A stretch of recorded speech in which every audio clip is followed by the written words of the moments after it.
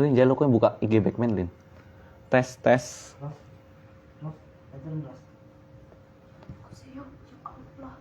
Hei, hei. Bukaan IG Backman. Masuk suara lu. Aku langsung buka. Masuk Ki. Live. Oke. Tes, tes. Oke. Selamat sore teman-teman semuanya. Ya, Assalamualaikum warahmatullahi wabarakatuh. Perkenalkan, aku Bayu Rizky Prasadityo. Nah, di sore ini akan membersamai teman-teman semua dalam acara sharing session dalam rangka Backman 2021. Nah, tema sore hari ini adalah, ini nih pasti pada kepo banget kan temanya, yaitu mengenai menjadi mahasiswa berprestasi gimana caranya. Nah, kita akan undang pembicaranya yang kece badai deh. Kita undang terlebih dahulu ya.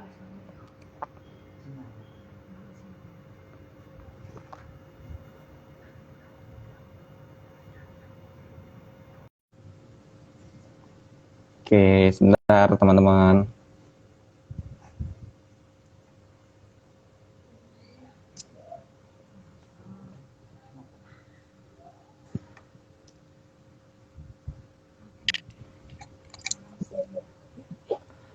Halo, Mbak. Halo semuanya.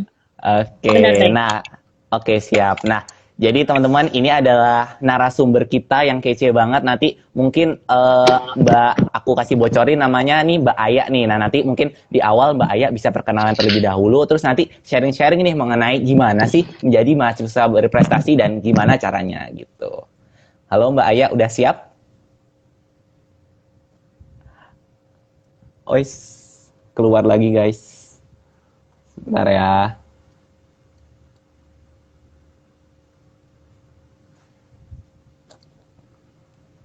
Halo, oke teman-teman. Ditunggu terlebih dahulu ya teman-teman ya.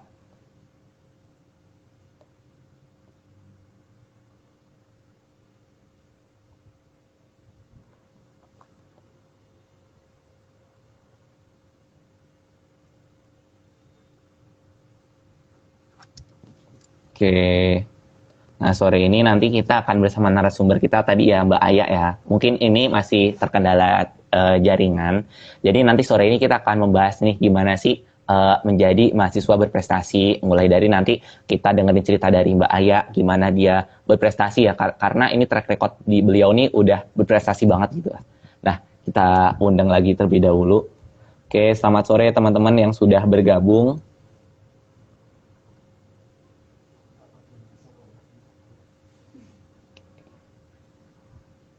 Oke Mbak ya, siap.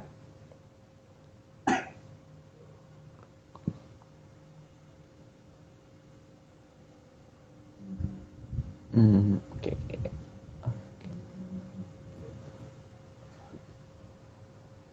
Ah, oke. Oke, halo Mbak Aya. Nggak apa-apa. Nah, mungkin bisa langsung perkenalan terlebih dahulu aja nih Mbak. Nah, mungkin namanya siapa, terus prodinya asalnya dari mana, monggo Mbak, silakan. Boleh. Oke, baik. Sebelumnya suaraku terdengar jelas, Kak? Wah, sangat jelas, mantap. Oke. Assalamualaikum warahmatullahi wabarakatuh. Selamat sore semuanya. Perkenalkan, saya Murhayati, biasa dipanggil. Nah, jadi buat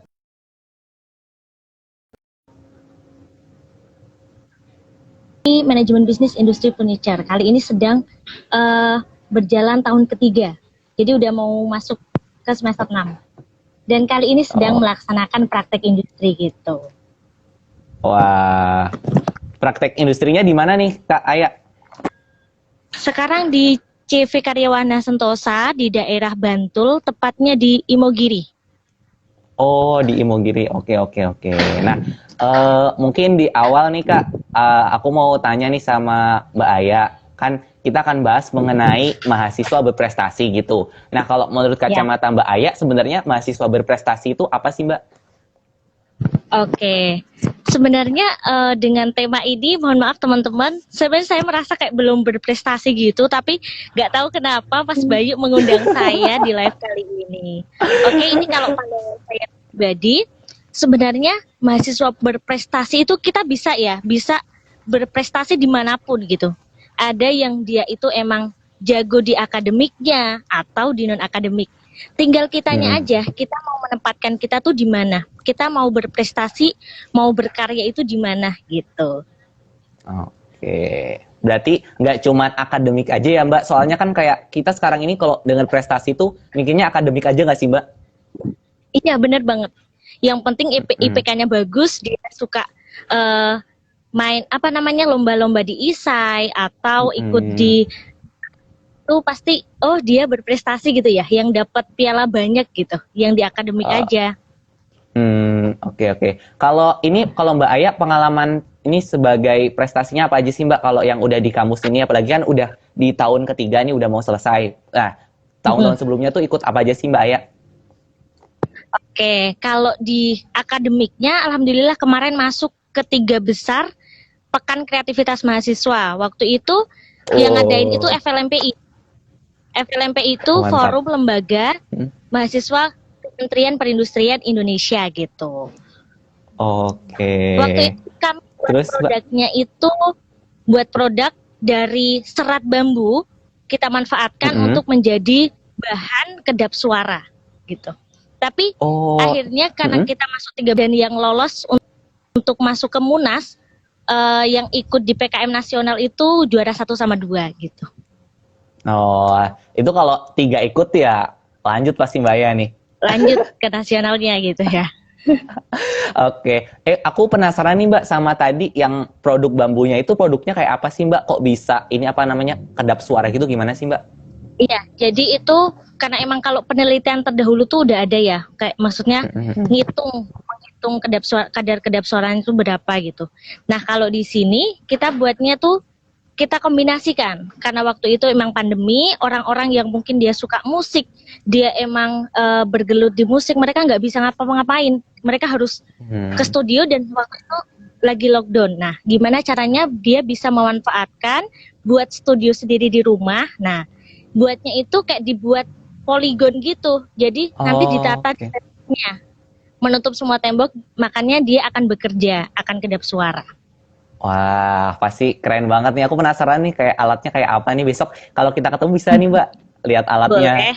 Oke, lanjut nih Mbak mengenai mahasiswa berprestasi gitu. Nah, apalagi kita nih sebagai adik-adik yang baru lulus nih dari kelas 12 dan mau masuki dunia kampus gitu. Nah, sebenarnya kenapa sih kita harus mengapa gitu? Harus menjadi mahasiswa berprestasi sih Mbak? Oke, pertanyaan yang sangat menarik. Sebenarnya gini, Bay. Biar lebih santai aja teman-teman, kita sharing aja di sini, sharing santai. Kalau ngomongin kenapa sih kita itu harus berprestasi? Sebenarnya nggak harus ya, nggak harus kita nggak berprestasi gitu. Kita juga bisa berkarya apapun sesuka kita. Tapi ibaratnya gini, wujud tanggung jawab kita kepada orang tua gitu loh. Kita pengen kan, pasti pengen banggain orang tua, pengen bisa bangga pada diri sendiri gitu kan. Dalam artian kita kita udah bisa capai ini gitu buat orang tua kita. Nah itu kayak wujud terima kasih kita udah dibesarin sampai sekarang, udah dibiayain sampai segede ini. Nah kayak feedback dari mereka apa sih? Pasti mereka senang dong kalau lihat anaknya tuh paling enggak dia bisa berprestasi untuk dirinya sendiri. Oke. Jadi lebih alasan kalau Mbak ini ya lebih kepada orang tua yang sudah effortnya luar biasa untuk kita, membiayai kita sampai saat ini, ya kita harus memberikan feedback balik gitu ya Mbak ya? Ya, benar sekali. Nah, terus ini sih Mbak, kalau yang sudah Mbak Aya alami gitu, ada nggak sih Mbak kendala-kendala, misal kayak aku tuh sebenarnya pengen berprestasi gitu, tapi ada nggak sih Mbak kendala-kendala yang menghambat kita untuk berprestasi, khususnya di lingkungan kampus nih Mbak? Oke, ada dong, pastinya ada dong, Bay. Jadi gini, ibarat kata ya, semakin tinggi pohon itu tumbuh, pasti angin yang akan, anginnya itu pasti akan lebih kencang, bener gak? Ya, bener banget. Apalagi kayak kita perpindahan dari SMA ke kuliah. Nah, pasti buat teman-teman yang awal-awal, tahun pertama kalian mungkin belum merasakan ya. Nantinya kalian akan bakal nemuin kayak individualisme gitu loh. Kalian hanya bisa bertahan di kaki kalian sendiri gitu loh. Kalian nggak bisa tergantungin ke orang lain, karena yang bertanggung jawab atas diri kita ya kamu sendiri gitu. Jadi kalau hambatan-hambatannya tuh gini, ibarat kita di lingkungan kampus atau kok kebetulan lingkungannya tuh yang nggak dukung kita, yang mungkin nggak support gitu. Nah, gimana sih caranya kita itu bisa menyikapinya? Padahal banyak juga yang sebenarnya tuh support kita gitu, tapi terkadang kita fokus sama orang-orang yang nggak support gitu. Padahal itu harus kita hilangi juga, karena itu toxic, itu nggak baik buat kita. Kita harus berkumpul dengan orang-orang yang emang mungkin sefrekuensi, biar kita tuh bisa sama-sama saling ngasih energi positif. Biar kita tuh semangatnya tuh terus tumbuh gitu, biar ya apa sih yang kita inginkan, apa yang pengen kita tuju tuh bisa kita hasilkan. Nah, Itu yang pertama, lingkungan tuh paling penting sih. Temukan lingkungan yang emang baik buat kamu, yang tepat buat kamu. Terus kalau hambatan dari diri kita sendiri pastinya ada. Ya, ada pasti. Contoh, apa ya? Masa orang sehebat pun orang itu nggak mungkin dia tuh produktif terus. Pasti ada kayak rasanya tuh pengen rebahan dulu deh, pengen kayak dulu deh gitu kan. Ada, saya sendiri tuh masih kayak ego diri kita tuh belum selesai gitu loh. Nah, sebenarnya itu boleh nggak sih? Boleh. Kita kayak malas-malasan tuh boleh, tapi ada kadarnya. Misal, ngerjain tugas nih, tugas 1 jam. Oke, sekarang main tiket berapa?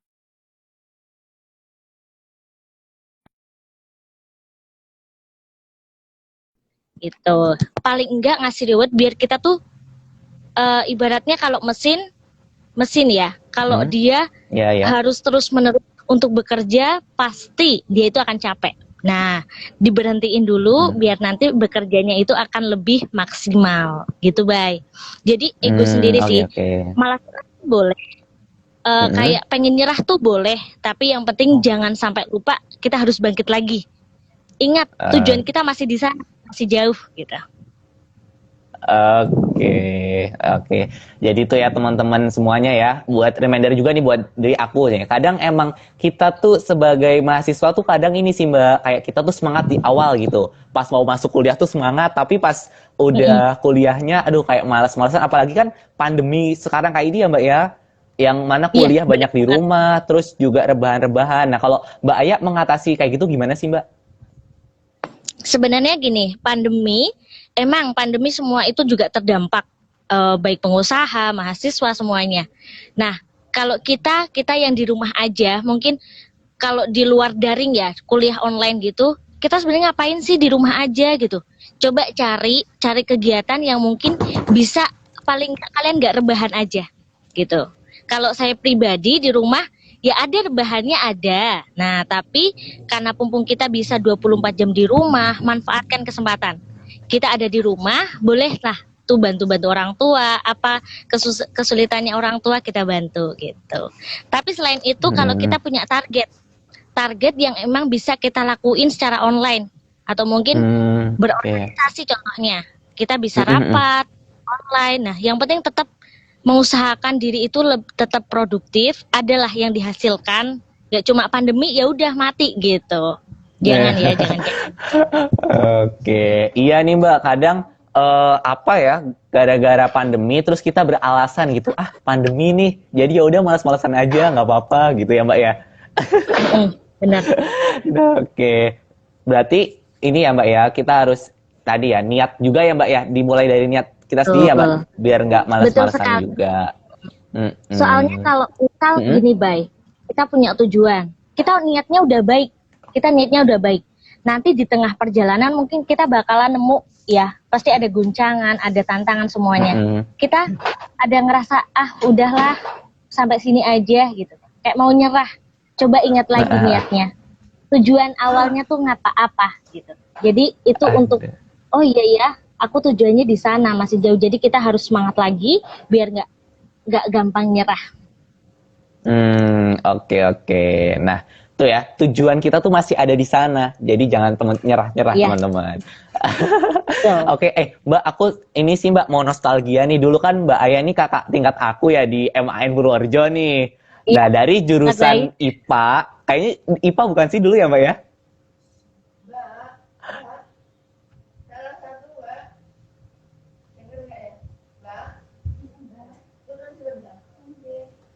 Halo, Mbak Aya? Halo, Aya. tadi halo? Oke, nggak apa-apa. Ini Mbak, aku mau ini sih Kayak inget dulu gitu kan Mbak Aya dari jurusan IPA, terus kok Ya. bisa masuk Polifornika gitu. Itu dulu gimana sih Mbak ceritanya gitu? Oke, benar banget. Jadi kalau cerita dulu ya baik kayak membuka luka lama gitu. Aduh, luka lama lagi. Jadi sebenarnya gini, setelah lulus MAN, emang yang aku tuju itu Saintek. Sebenarnya Saintek mau daftar mana pilihnya yang jurusan-jurusan yang ke arah gitu. Nah, waktu itu karena emang SNMPTN udah nggak diterima, SBM udah nggak diterima,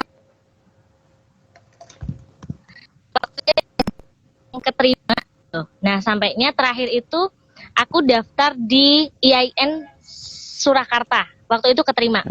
Tapi di sisi lain info nih Bay, dapat info Oke. ada politeknik baru dan punyanya Kemenperin. Aku cuma tahu di Kendal. Aku nggak tahu Kendal itu mana Bay. Bayang pun. Akhirnya ya udahlah dicoba aja, kan kita nggak tahu rezekinya tuh di mana. Akhirnya dicoba. Betul. Alhamdulillah duanya itu lolos di Solo sama di Kendal. Akhirnya aku milihnya yang Kendal karena ya walaupun emang punya kayu itu perkayuan saya nggak ada ya, tapi kayak tertarik aja, pengen coba aja dulu deh. Dan ini kan di manajemen bisnis mungkin lebih banyaknya ke ya anak-anak IPS, ada akuntansi, ada apa, tapi kan sambil jalan kita sambil belajar gitu. Oke. Jadi ini ya Mbak ya, harus dimulai dari suka dulu ya Mbak ya, baru nanti kita bisa ini ya berkembang gitu. Contohnya ini Mbak Aya tadi nih. Tadi lolos apa Mbak? PKM ya Mbak ya? Iya, Jadi PKM. 23 ya. Keren banget sih. Oh iya Mbak, nih kita kan kalau mau atau pengen jadi berprestasi, kita tuh harus ini ya Mbak ya, kayak merencanakan gitu. Nah kalau Mbak Aya sendiri ada nggak sih Mbak tips-tips biar kita tuh merencanakan agar kita tuh bisa nih jadi mahasiswa yang berprestasi gitu Mbak? Oke. Bener banget yang dikatain Bayu. Pada intinya kita harus merencanakan dulu. Itu yang paling penting. Kita harus punya planner, ya, gitu. Jadi kalau yang penting gini, kita mau hidup kalau untuk mahasiswa ya, mungkin tingkat awal, tingkat mereka masih asik, masih seru sama organisasinya, masih suka kayak yang rapat di sini, rapat di sana gitu kan. Ngaku kan? Iya. Aduh, aku juga iya nih. Sebelumnya kita harus bisa nentuin kira-kira 10 tahun ke depan, 10 tahun yang akan datang kita tuh mau jadi apa gitu.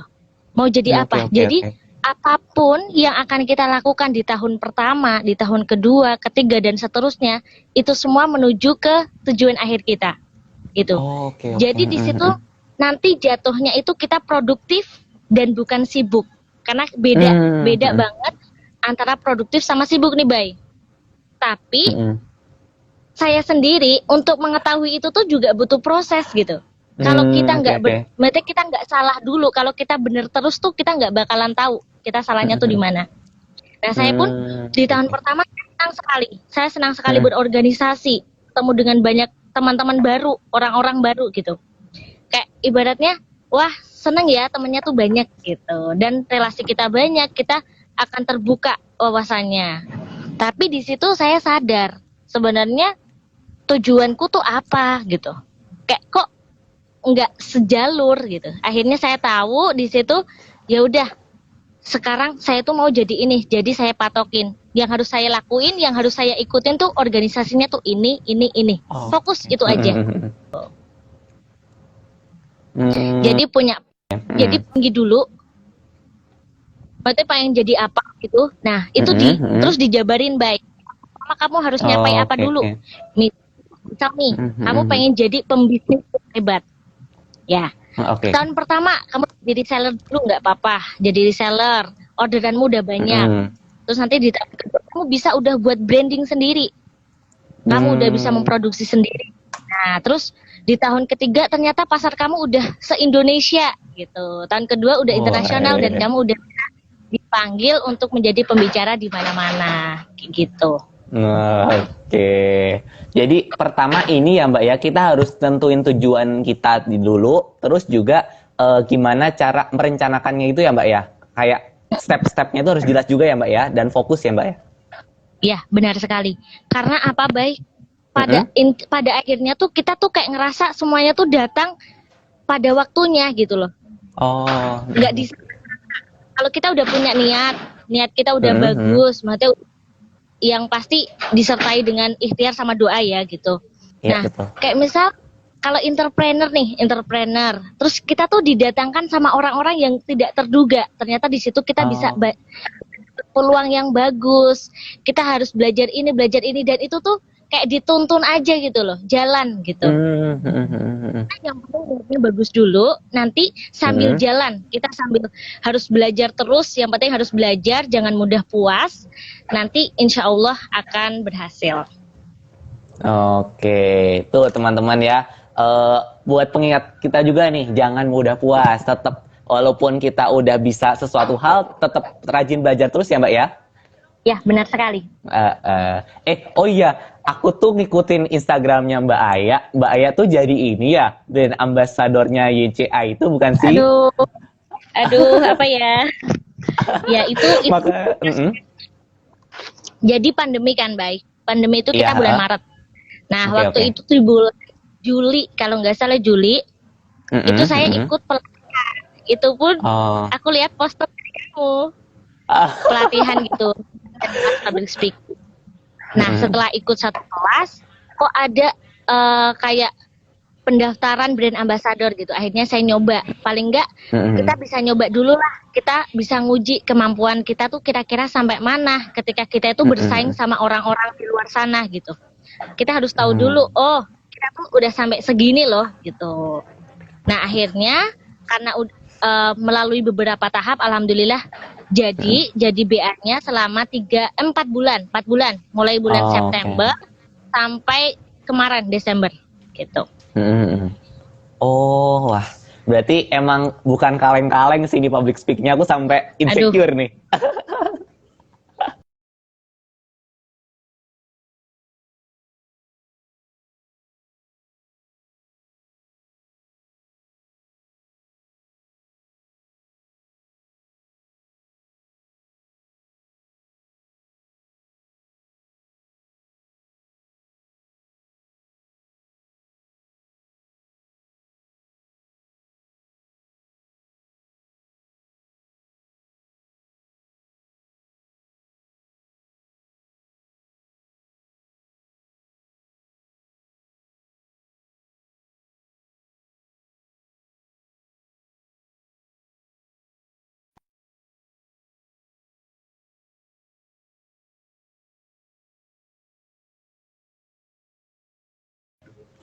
Suaraku udah kedengeran belum ya teman-teman? Atau sinyalku ya? Oke guys, dicek dong di Instagramnya. Dicek. Suaraku masuk nggak? Halo Mbak Aya. Halo. Oh, oke. Ya? Yang putus kayaknya aku Bayu ya. Kayaknya kuotaku deh Mbak. Ya ampun. Oke. Jadi kita sambil ya sore-sore aja waktu nyantai gitu. Bener banget sih Mbak. Oke, nah ini Mbak tadi sempat kepikiran gitu, sempat disebutin antara produktif sama sibuk nih Mbak. Nah kadang kita nggak bisa bedain antara dua itu, sebenarnya bedanya apa sih Mbak Aya? Oke, benar banget. Bagus pertanyaannya, menarik. Mari kita bahas teman-teman. Jadi kalau ibaratnya kita tuh sama-sama ada dua anak nih, A sama B. Dia sama-sama anak-anak manajemen, dia juga ikut organisasi, mungkin dia juga ikut organisasi di luar kampus juga gitu. Yang dilakuin tuh sama, mereka juga rapat, mereka juga belajar gitu. Tapi yang satu itu mereka cuma ya jalan aja, nggak tahu arahnya kemana. Kalau ada ini kalau ada seminar diikuti, semuanya dia ikuti. Sampai dia tuh nggak tahu, yang penting aku dapat sertifikat, yang penting aku dapat ilmu baru, tapi nggak tahu tujuannya tuh buat apa gitu. Tapi beda sama si anak yang punya, dia juga organisasi, dia punya target di organisasinya. Terus dia ikut pelatihan, dia punya target, aku harus bisa ini. Ikut seminar juga, aku harus bisa gitu. Nggak cuma ikut-ikut aja, dia punya tujuan. Itu bedanya produktif sama sibuk. Yang pasti kalau kita produktif, kita tuh harus kita capai. Oke, oke. Jadi nggak semuanya serampangan disabet semua ya, Mbak ya? Nah, bener banget. Itu sih yang penting sih. Atau gak gini, Bay. Ibaratnya kalau Gimana, gimana? kita kenal orang-orang yang udah pejabat tinggi nih, pejabat tinggi. Mungkin Mm-mm, beliau mm-mm. akan susah dihubungi. Bener nggak? Susah dihubungi. Ah Nah, iya, bener banget, bener karena banget. punya prioritas kayak gini. Misal jam 8 sampai jam 10 dia rapat. Pokoknya nggak ada yang Mm-mm. bisa ganggu dia. Misal HP-nya mungkin dimatiin dulu atau apa. Biar dia itu fokus di rapatnya. Baru setelah itu kegiatannya apa-apa Oh. gitu. Jadi dia punya prioritas. Kalau beda orang yang oh ada yang pesan masuk langsung dibales, langsung di apa padahal dia sedang mungkin sedang rapat atau presentasi atau Mm-mm. apa gitu. Di situ dia nggak akan Hmm. fokus, nggak bisa fokus sama satu waktu itu. Oke, oke. Oh, jadi emang ini ya Mbak ya kayak membuka wawasan kita juga ya sebenarnya kayak mungkin kayak guru-guru kita, dosen-dosen kita yang mana mereka tuh kalau kita chat kadang balasnya lama. Oh, ternyata emang Mm-mm. punya jam-jam gitu ya Mbak ya? Iya, benar banget. Dan itu juga Mm-mm. salah satu bentuk kita untuk menghargai waktu gitu. Kalau kita Oke. emang Mm-mm. lagi kumpul nih, lagi quality time, ya udah waktunya di situ ya untuk itu gitu. Jangan untuk yang lain. Hmm, Tapi oke.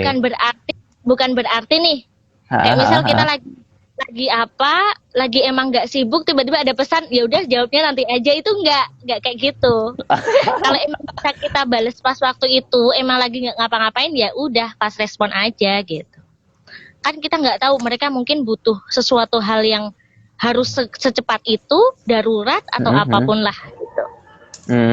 Oke. Jadi ya tadi ya Mbak ya, semisal emang kalau kita luang ya kita jawab, tapi kalau semisal emang ya ada keperluan ya udah nanti aja gitu ya Mbak ya, biar fokus ya Mbak ya. Iya, benar sekali. Oke. Nah, ini kita juga ini Mbak kadang ada nih perasaan diri gitu. Ketika kita pengen jadi mahasiswa yang berprestasi, kita tuh lihat Mm-mm. pencapaian orang lain gitu. Semisal teman aku nih, wah dia keren banget nih, dia udah jadi pembicara di mana-mana, dia udah jadi moderator di mana-mana, udah dapet apa lomba LKTI dan sebagainya. Terus kita jadi insecure gitu. Nah, kalau untuk Nah, menghadapi kayak gitu gimana sih Mbak? Nah, benar banget di Bay. Ini sangat relate sama keadaan Oh. kita sehari-hari. Saya sendiri pun kayak gitu, gitu. Nah, Mm-mm. disinilah pentingnya yang namanya self love. Jadi kita mencintai diri Oh. kita sendiri kayak gitu.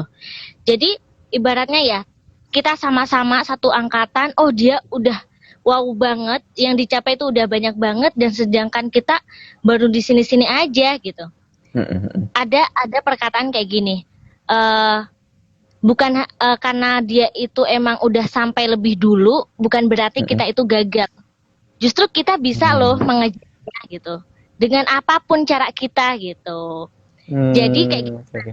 Yang penting kita pertama kita harus bersyukur ya, karena emang Mm-mm. ada kalau nggak salah, kalau nggak hadis atau riwayat itu ada yang Mm-mm. mengatakan kita boleh iri sama dua golongan. Yang Mm-mm. pertama, orang yang emang punya ilmu dan dia manfaat, maksudnya dia ilmunya bermanfaat, yang kayak orang wah pinter banget dan dia salurkan ilmunya, atau yang kedua dia itu orang kaya dan uangnya Mm-mm. itu disedekahkan gitu. Itu nggak apa-apa, kita kayak itu untuk memotivasi diri kita, aku harus bisa kayak gitu, saya harus bisa jadi pengusaha hebat biar banyak orang yang bisa saya sejahterakan gitu, biar banyak orang yang bisa Oh. kita bantu, itu nggak apa-apa. Oke, oke. Tapi Mm-mm. yang nggak boleh itu ketika kita merasa insecure gitu, kayak nggak bersyukur sama apa yang udah kita dapat sampai sekarang gitu. Mm-mm. Padahal ya kita mungkin kan tanpa orang lain tahu kita udah bisa mencapai tujuan-tujuan kecil kita. Mungkin kita udah bisa A, B, C gitu tanpa orang lain tahu gitu. Itu pun udah hebat. Kita udah Mm-mm. bisa melakukan itu dengan cara kita sendiri gitu. Dan yang terpenting, Oke, oke. Mm-mm. kita itu semakin kesini, semakin kita dewasa, semakin kita berkembang, kita itu bakal kayak nemuin jati diri kita, nemuin diri Oke. kita yang sebenarnya, bukan berubah ya, dalam artian kayak orang Mm-mm. bisa, kamu udah berubah gitu, udah nggak kayak dulu. Justru ingat loh, diri kita sekarang, diri kita yang sebenarnya tuh ini sebenarnya gitu. Setelah kita kita ditempa apapun itu, dan akhirnya hasil lah ini loh diri saya gitu. Dan kita itu bisa jadi terbaik versi diri kita sendiri. Jadi nggak perlu kita Oke. itu nggak perlu kita merasa insecure, merasa teman kita udah hebat kok, saya kayak gini-gini aja gitu. Justru kalau kayak gitu kita akan terpuruk, kita akan nggak mau berjuang, kayak malas-malasan. Justru itu nggak boleh, baik. Kita harus bisa dijadikan itu jadi motivasi. Mereka udah di sana, aku pasti bisa kok sana juga. Oke, nah jadi ini ya bukan jadi kita insecure, tapi lihat orang tuh buat motivasi kita ya Mbak ya. Betul, ternyata kita juga bisa nih kayak dia gitu dengan cara atau seperti jalan kita sendiri gitu ya Mbak ya. Benar sekali. Nah langsung ini Mbak, aku juga mau tanya lagi nih. Kayaknya kalau sama Mbak Aya tuh enak banget nih ngobrolnya nih. Mau mengenai ini Mbak, academic plan-nya gitu. Nah, kadang kan kita sebagai kembali lagi ya, kita sebagai mahasiswa baru, ada nggak sih Mbak kayak cara kita belajar gitu, terus juga cara kita berorganisasi itu gimana sih Mbak, biar kayak tadi Mbak Aya bilang gitu, manajemen waktunya tuh pas dan bisa kita berprestasi gitu Mbak. Oke, benar banget, Bay. Jadi kayak gini, Bay. Ibaratnya kita jauh-jauh ke tempat tujuan kita buat kuliah kan, buat mencari ilmu betul. kan. Nah, kalau kita pengen berkembang, oke, kita ikut organisasi, iya. Kita ikut lomba-lomba, iya. Kita juga belajar di kelas juga, iya. Nah, usahakan IP kita itu tetap yang enggak terus kita kesampingkan gitu. Karena tujuannya apa? Belajar kan. Dan tanggung jawab kita kepada orang tua kan ya, kalau lulus kuliah nilainya bagus kan pasti seneng kan. Nah, itu kan tanggung jawab terbesar kita. Tapi di sisi lain, oke, kita orang-orang yang emang kita organisator misal. Kita pengen kegiatan ini itu. Kita lah coba bagi, misal di kuliah emang lagi padet-padetnya, kita ada rapat juga, kegiatan juga, kita atur. Coba kita tulis skala prioritas kita. Dari mulai yang emang mendesak, cuma bisa kamu lakukan sendiri. Nah, itu tuh dicatat sampai yang emang kamu bisa ngasih tugas ini ke orang lain gitu. Jadi ada pembagian gitu. Jadi nggak semuanya kita lakukan sendirian.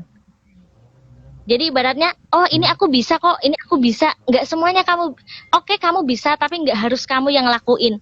Karena tangan kita tuh cuma dua. Tangan kita cuma dua. Jadi nggak mungkin akan kita lakukan dalam waktu yang bersamaan. Jadi ya belajar, prioritas utama, yang penting nilai, maksudnya kita di akademiknya itu prioritas ya. Terus di akademik, di organisasinya kita aktif gitu loh. Aktif. Kalau misal kamu dikasih amanah harus jadi divisi ini, kita tetap maksimal menjalankannya. Yang penting itu dibuat dulu prioritasnya. Mana dulu yang harus saya lakukan, mana yang emang nggak bisa saya lakukan sendirian gitu, mana yang emang harus aku yang turun tangan gitu. Gitu sih. Iya sih Mbak, kadang ngerasa gitu apa-apa kayak kita tuh superior gitu nggak sih Mbak? Kayak kadang tuh ya udah gue yang ngejalanin semuanya gitu tanpa melihat kemampuan kita sendiri ternyata bisa atau enggaknya gitu sih Mbak. Iya benar banget. Rasa kayak gitu. Ibaratnya gini, nggak semua orang itu wajib maksudnya kita membahagiakan mereka semua gitu loh. Pasti kita ya bisa ya beberapa orang lah, nggak semuanya harus kamu gitu. Oke. Nah, itu ya teman-teman ya, nggak harus kita nih. Jadi emang bener banget tadi, kita harus nyusun skala prioritas kita tuh maunya kayak gimana gitu. Terus ada tips lagi nggak Mbak untuk kalau cara belajarnya Mbak Aya gimana nih? Apalagi kan kalau setauku ya kalau kayak Mbak Aya ini di Politeknik kan pasti banyak prakteknya gitu. Nah itu untuk kayak persiapan ujian tulisnya dan sebagainya itu gimana sih Mbak? Oke, benar banget. Jadi kalau emang di kampus saya emang lebih ke skill. Misal kita praktek tuh mending diselesaikan pas waktu itu, pas jam praktek. Jadi ketika kita pulang beban lagi gitu. Kalau misal buat kayak ujian UTS atau UAS-nya gitu kan kita pasti punya catatan-catatan nih. Kadang kita pun tuh sampai jam 4 kita masih harus berorganisasi. Kita pulang tuh malam. Pasti malam yang udah capek, besok misal ada ujian gitu kan. Mending istirahat dulu. Tapi kita nanti bangun kayak udah fresh gitu loh, udah siap buat belajar. Nah, di situ bakal kayak lebih cepat aja masuknya gitu daripada kita capek tapi kita paksain buat tetap belajar tuh kayak ya cuma dibaca tapi nanti nggak ketinggal di sini gitu. Oh, nggak bersisa ya Mbak ya? Terus kalau buat Mbak mungkin yang mau masuk nih ya MAN, Iya. yang mau MAN-nya pasti semangat lagi menggebu-gebu nih buat bisa dapetin PTN atau PTK atau PTS yang kalian impi-impikan. Pasti di awal-awal semangat banget gitu. Nah, maksimalkan waktu kalian ada di kelas. Kalau bisa kalian pahami waktu itu juga, pahami benar-benar kayak yang dosen nerangin tuh dipahami. Gitu. Kalian nggak paham ya langsung aja tanya gitu, nggak apa-apa. Pasti anak semester 1-2 tuh tahu ya, masih siapa sih yang paling aktif paling gitu. Jadi kayak pada ambis banget gitu. Kayaknya Mbaknya pengalaman ambis nih, jangan-jangan nih. Aduh. Bayu ini paling ambis waktu kelas waktu dulu. Aduh. Oh iya Mbak, tadi kan ini ya, aku tuh respect gitu sama perjuangannya Mbak Aya bisa sampai Politeknik, tadi udah coba SNM, SBM sampai UM gitu. Nah, itu gimana sih Mbak untuk nerima kayak oh ya udah jalan aku di sini gitu. Kan pasti ada kayak rasa kok bisa kayak gini sih gitu sih Mbak.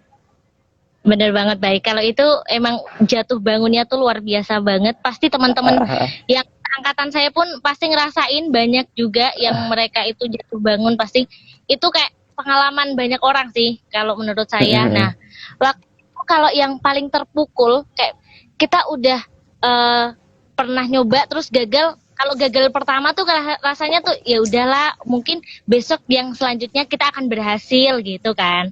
Tapi kalau yang terpukul banget yang sampai saya tuh nangis kayak merasa berada di titik terendah kita itu waktu pengumuman SBM sih Bay. Pengumuman SBM nggak keterima lagi. Akhirnya di situ orang tua tuh kayak nguatin gitu,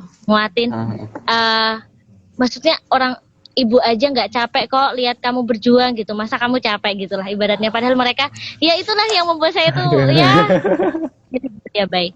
Akhirnya di situ kita berjuang lagi 3-4 univ. Pokoknya kalau tak hitung tuh ada 9 univ yang tak coba, 9 jalur. Dan yang ditolak itu 7 ditolak, 2 diterima gitu. Terus akhirnya disitulah dikuatkan lagi, ayo dicoba lagi. Pasti Allah tuh nggak akan mengkhianati janjinya gitu. Kalau kita emang berusaha, pasti kita bisa dapetin apa yang kita mau gitu. Dan kita mungkin pengennya misal kuliah di Undip gitu, tapi Allah ngasihnya di Unsud pun udah garisnya gitu. Allah tuh tahu mana yang terbaik buat kita, tahu apa yang kita butuhkan, bukan apa yang kita inginkan. Oke. Iya nih Mbak, aku setuju banget kayak apa ya, buat pukulan terhadap diriku sendiri gitu. Dulu gagal SNM aja udah kayak sedih banget, ternyata nih Mbak Aya sampai 9 kali nyoba loh. Ya Allah. Sampai tuh kayak gini, teman-teman juga banyak sampai capek ya denger pertanyaan yang sama. Kuliah di mana gitu? Udah daftar mana aja? Wah, itu udah sampai capek jawabnya, Bay. Udah ketemu orang menghindari pertanyaan itu. Ngerasain sih Mbak, aku habis SNM itu juga langsung aduh apaan sih ini orang tanya kayak gini, ya ampun. Iya. Oke, nah itu mungkin buat teman-teman nih, kalau ada pertanyaan bisa banget ditanyain di kolom komentar mengenai mahasiswa berprestasi itu gimana sih cara-caranya atau kiat-kiatnya gitu. Nanti bisa di chat aja, nanti aku bacain gitu. Nah, balik lagi nih Mbak, ke Mbak Aya nih. Kan pastinya sebagai mahasiswa gitu, gimana sih Mbak di tahun-tahun awal itu yang harus kita persiapkan tadi itu? Kalau menurut Mbak Aya gimana sih untuk persiapannya biar nantinya kayak Mbak Aya sendiri kan tadi bisa lolos PKM gitu. Nah, yang harus dipersiapkan dari awal tuh apa sih Mbak? Oke, terima kasih banyak Bay. Oke, ini juga pesan buat adik-adikku semua MAN tercinta, buat bekal kalian gitu ya. Pada intinya gini, kalau perpindahan dari SMA ke kuliah itu pasti beda ya Bay. Kita harus adaptasi lagi kan. kayak sikap Iya, kita betul. di SMA, di SLTA gitu. Terus ke kuliah tuh bakalan kayak atmosfernya tuh langsung berubah gitu. Jadi kita harus bisa dulu, kita harus bisa baca situasi gitu. Yang penting kita jangan capek untuk berbuat baik. Kalau kita tuh baik sama semua orang, pasti itu akan kembali ke diri kita sendiri. Nah, saat masuk kuliah di tahun pertama kedua, itu kayak semangat dari MN itu masih terbawa gitu lah. Apalagi yang dulu anak-anak pramuka pasti tahu banget nih. Ya, Waduh, intinya semangat gimana juang nih? kayak gitu. Ya, apa ya, kayak misal waktu ospek atau apa itu pasti semangatnya tuh paling terlihat gitu kalau anak pramuka. Nah, yang penting kita jalin dulu yang baik dengan semuanya, dengan teman, dengan dosen, dengan siapapun itu. Ketika kita hidup di dunia baru, di lingkungan baru gitu kan, kita harus bisa beradaptasi agar ibaratnya orang mengenal kita, ya udah, maksudnya nggak yang dicap jelek gitu loh. Kita udah berbuat baik, maksudnya kita udah welcome sama semuanya, kita udah enak ngobrolnya sama semua orang, kita mudah beradaptasi gitu. Nah, kalau kita udah menjalin hubungan baik gitu, nah tinggal kita tuh fokus sama pelajarannya. Kita fokus, terus di tahun kedua kalau emang kita tuh pengen jadi orang, ya apa ya, pengen ikut organisasi biar relasinya kita tuh banyak. Oke, ikut organisasi biar pengalamannya tuh bertambah. Kita bisa kenal sama BEM si A, si B, si C gitu. Nah, relasi itu juga penting, baik. Kita harus punya relasi. Kalau kita apa tuh kita bisa loh, kita bisa saling kolaborasi gitu. Ya, tuh. Dan buat teman-teman mahasiswa juga, kalau emang karena kita kuliah kan tujuannya pasti buat kerja kan, nikah gitu, punya dulu gitu. Ya. Nah, buat persaingan kerja sekarang itu udah yang luar biasa sekali. Kita harus bisa membranding diri kita. Kayak orang kita tuh sebagai apa sih gitu. Kayak kita harus skillnya juga dapet, terus kita punya pengalaman-pengalaman. Mungkin kalau teman-teman yang udah mahasiswa pertengahan mungkin dia tahu, kita harus pasti orang kerja tuh yang dilihat tuh CV-nya. Apa sih pengalaman dia gitu. Penting banget buat teman-teman mahasiswa, kalian cari pengalaman yang banyak. Ikut organisasi itu penting. Itu penting. Kalau kalian apa ya, pengen ngembangin diri di situ. Terus di lain itu kita bisa ikut program-program internship, program magang. Apalagi sekarang platform itu udah banyak banget, udah banyak di mana-mana, semua sekarang udah digital. Go digital, manfaatkan kesempatan yang ada.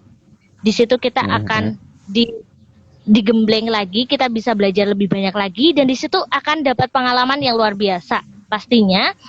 Itu sangat penting untuk menunjang ke CV kamu. Yang pasti kalau kamu mau melamar pekerjaan sebagai misal marketing.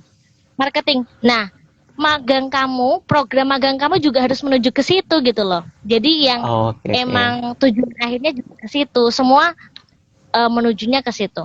Untuk nilai tambah aja sih. Oke. Nah, ini udah ada pertanyaan Mas. Oh iya, Mbak, gimana? Oke, dilanjut sebentar. Lanjut. Oke. Jadi kalau teman-teman kayak misal udah punya passionnya nih, udah tahu passionnya, terus kalian geluti terus, akhirnya kalian udah bisa mungkin pencapaian A, B, C. Tapi sepandai-pandainya orang pasti akan ada yang lebih pandai kan, baik. Ibaratnya langit di atas langit. Nah, kalau pesan dari saya sih Kak, kalau kita udah jalan, mending kita tuh kayak nemuin orang yang bener-bener bisa kita jadikan mentor. Oke. Kalau kita jalan sendirian, itu pasti bakal lama. Tapi kalau kita punya mentor, tuh kayak ada mesin penggeraknya gitu. Jadi kita akan sampainya tuh lebih cepat dan lebih terarah. Itulah pentingnya sebuah mentor. Biar kalau kita tuh terjatuh tuh ada yang menguatkan. Terus bisa kayak yang kasih solusi gitu. Apa sih solusi terbaiknya gitu. Yang ngarahin tuh ada. Biar tujuan kita tuh lebih cepat tercapai. Oke, nah ini juga tips nih buat teman-teman, perlu adanya mentor atau kayak support system gitu ya Mbak ya. Jadi untuk menguatkan kita ketika kita jatuh gitu ya Mbak ya. Iya, betul. Oke. Nah, kita langsung masuk ke sesi tanya jawab aja nih Mbak. Ini udah ada satu pertanyaan dari Hendrik 129A nih. Nah, menurut narasumber, sebuah prestasi itu bisa dilihat atau kita amati dari segi apa sih? Karena banyak pandangan sekarang bahwa prestasi itu masih dipandang lewat sebuah nilai. Nah, ini gimana nih, Mbak? Oke.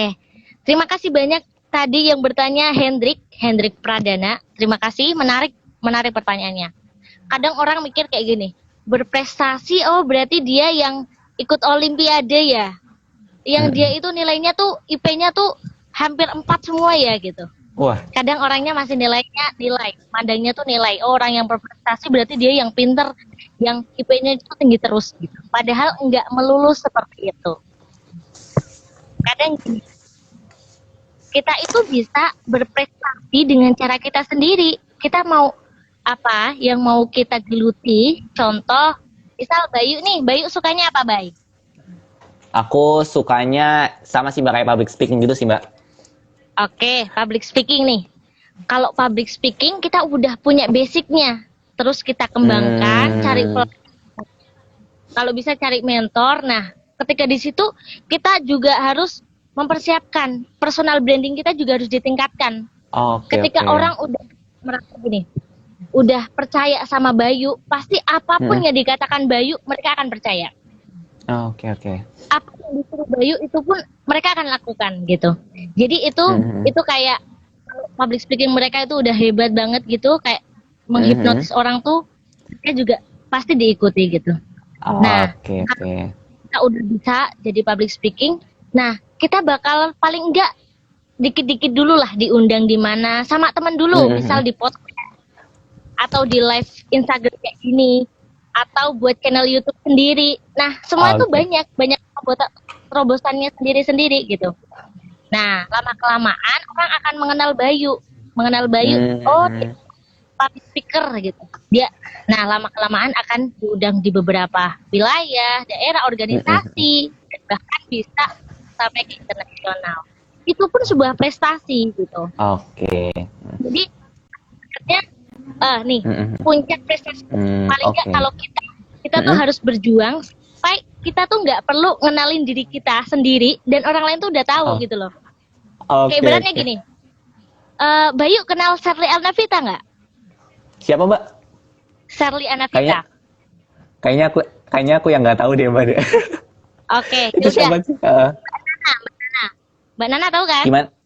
Iya tahu. Kayak gitu. Ibaratnya tanpa kita beliau harus menyebutkan nama apapun itu, orang-orang tuh udah tahu, udah kenal gitu loh. Itu kan prestasi yang sangat luar biasa gitu. Yang penting buat bertanya Hendrik Pradana, kita nggak harus kok melulu orang. Mungkin orang nggak penting sih pandangan orang tuh apa ke kita gitu. Yang penting apa yang bisa kita berbuat biar pandangan orang tuh berubah gitu loh. Soalnya kalau pandangan orang koridor kita, ya kan? Bener nggak? Iya. Betul. Nah, yang penting apa yang kita ucapkan, apa yang kita perbuat, itu semua akan mengubah pandangan mereka terhadap kita. Itu yang terpenting. Oke, Mbak Aya. Nah, itu ya buat jawabannya dari pertanyaan Mas Hendrik. Nah, mungkin karena ini kita juga udah waktu ya, Mbak. Ini ada 2 pertanyaan, nanti langsung bisa dijawab aja, Mbak. Ini mengenai dari Rosita.rs ini, dia tanya bagaimana caranya kakak bagi waktu, padahal kakak sendiri memiliki acara yang hampir sama. Terus dari Mbak Nafingatun 24 tanya mengenai bagaimana sih meningkatkan mutu kita sebagai seorang mahasiswa dan calon yang akan terjun ke dunia masyarakat di kehidupan mendatang. Monggo, Mbak. Oke, terima kasih Bay. Langsung saya dijawab untuk pertanyaan yang dari Rosita. Nah, ini dari pengalaman pribadi aja sih, Ros. Tadi juga sempat disinggung sama Bayu waktu kegiatan di perkuliahan gitu. Jadi yang penting kita punya skala prioritas kan. Kalau cara baginya, yang penting kalau pagi usahakan kita tuh habit kita tuh udah terbentuk. Kita pagi juga bangun pagi. Misal udah bangun pagi. Kalau kita bangun udah lebih pagi tuh rasanya tuh enak. Mau ngelakuin apapun juga kayaknya jalan aja gitu, fresh gitu. Nah, kita siapkan untuk kuliah itu apapun yang akan kita lakukan. Satu hari itu kita list. Kamu mau ngelakuin apa aja biar nggak terlewat gitu. Nah, kalau emang waktunya di kuliah, di kelas ya fokus di kelas. Nanti setelah di organisasi ya kamu fokus di organisasinya gitu kan. Nah, Oke. lalu kalau untuk menunjang ke hari berikutnya, malamnya itu kita persiapkan apa aja yang harus kita lakukan. Seperti itu terus. Yang penting buat teman-teman perbaiki dulu habit. Yang pertama tuh mindset ya, mindset. Kalau mindset kita udah positif, udah bagus, mindset itu nanti keluar apa yang kita ucapkan. Kalau yang kita ucapkan itu akan menjadi kebiasaan kita. Kalau itu terus diulang, jadi karakter. Nah, kalau karakter itu sudah terbentuk, maka disitulah takdir kita. Jadi teman-teman, baik untuk mindsetnya, kita harus juga open minded gitu. Jadi kalau kayak pola hidupnya itu udah teratur tuh enak. Tapi saya sendiri tuh pun masih belajar kayak kalau kadang juga nggak bangun pagi-pagi amat gitu, kadang lupa gitu. Tapi kalau itu udah terbentuk kayak bangun sendiri buat teman-teman. Yang penting biasakan dulu bangun pagi, maka di situ kita akan mudah melakukan apapun. Kita bisa prepare lebih lama untuk hari itu. Mungkin itu sih Rosita. Untuk Nafi, bagaimana nih caranya kita itu untuk meningkatkan mutu diri kita sendiri sebagai seorang mahasiswa dan juga calon orang yang terjun ke dunia masyarakat gitu. Nih benar banget buat teman-teman, kita adalah pemuda. Karena ibaratnya pemuda hari ini adalah pemimpin di masa depan. Jadi buat teman-teman harus mempersiapkan kalian adalah pemimpin. Paling enggak kalian udah bisa mimpin diri kalian sendiri. Gitu. Nanti juga kalian bisa mimpin mungkin kelompok atau kelas atau orang lain gitu. Nah, di sini yang penting kita tuh harus open mind, terus kita udah membekali diri kita. Kita siap buat terjun di masyarakat. Paling enggak kita bisa aware lah, kita bisa peduli sama lingkungan sekitar. Kalau kita udah peduli, itu tuh enak. Kita peka juga sama lingkungan sekitar. Apa yang masyarakat butuhkan, kita bisa gitu. Dan kayak gitu buat teman-teman. Misal kita nggak harus kuliah di jurusan ini. Semuanya kita bisa bermanfaat dengan cara kita sendiri. Buat yang anak hukum, anak perikanan, anak pertanian, kalian mau melakukan apapun yang penting itu bisa memberikan impact yang bagus untuk orang lain, itu tuh udah hebat gitu. Terus mungkin buat Mbak Nafi terakhir, yang penting kita usahakan kita bisa jadi, ini emang susah sih, jadilah mata air selayaknya mata air. Kalau kita bagus, kita coba lihat mata air, kalau dia jernih pasti lingkungannya akan jernih. Sama kalau mungkin juga akan mata air yang bisa memberikan kehidupan untuk orang lain gitu. Pada intinya kita harus bisa bermanfaat dimanapun, kapanpun, dan untuk siapapun. Tetap semangat. Oke, terima kasih Mbak Aya yang sudah menjawab pertanyaan. Nah mungkin terakhir nih Mbak, 1 menit aja bisa dikasih closing statement buat memotivasi kita, khususnya adik-adik MAN atau semua yang adik-adik SMA, MA yang mau kuliah gitu, biar berprestasi. Itu gimana Mbak? Monggo. Oke, baik. Terakhir pesan buat kita semua, buat saya juga, kita sama-sama belajar di sini. Yang penting prinsipnya itu satu. Kita hidup sekali, jadilah yang berarti. Kalau kita udah punya prinsip itu tuh, kita ngelakuin apapun, kita nggak pengen semuanya tuh sia-sia. Aku harus berarti gitu loh. Kita kayak emang kita yang butuhin orang lain, bukan kamu yang butuhin orang lain. Kalau kita udah dibutuhkan, berarti kita bermanfaat untuk orang lain. Tetap semangat, terus menyalurkan energi positif untuk semuanya, dan tetap ingat tujuan kita yang penting sebaik-baiknya manusia adalah manusia yang bermanfaat untuk orang lainnya. Sekian Bayu, terima kasih banyak buat waktunya, udah diundang. Oke Mbak Aya, terima kasih yang sudah memberikan closing statement-nya, yang sudah mencerahkan kita tadi mengenai bagaimana menjadi mahasiswa berprestasi, masalah-masalahnya apa aja, bagaimana aja, dan kita juga membahas banyak gitu mengenai tadi. Nah, jangan lupa buat teman-teman ikutin terus live sharing IG ini, karena besok juga akan ada lagi dengan narasumber yang gak kalah kece gitu. Oke, sekian dari aku. Terima kasih Mbak Aya ya. Ada kurang lebihnya mohon maaf. Sukses selalu. Wassalamualaikum warahmatullahi wabarakatuh. Dadah Mbak. Waalaikumsalam warahmatullahi wabarakatuh. Oke.